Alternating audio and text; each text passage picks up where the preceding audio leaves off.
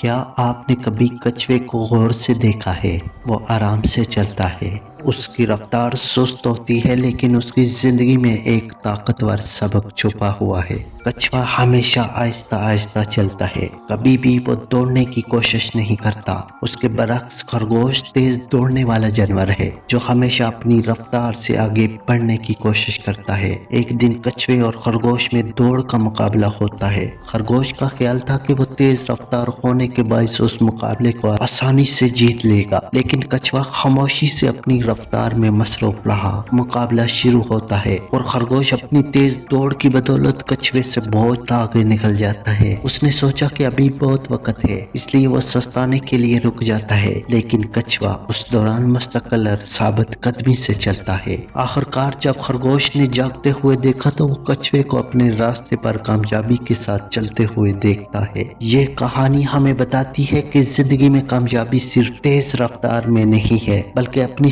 سمت پر فوکس کرنے، مستقل محنت کرنے اور کبھی ہمت نہ ہارنے میں ہے۔ کچھوے نے اس بات کو ثابت کیا کہ کبھی کبھی سست قدمی اور ثابت قدمی زیادہ کامیاب ثابت ہوتی ہے۔ یہ بات یاد رکھیے، زندگی میں کبھی بھی کامیابی کا راستہ ہمیشہ تیز نہیں ہوتا، لیکن جو شخص اپنی کوشش جاری رکھتا ہے وہ آخرکار اپنی منزل تک پہنچتا ہے۔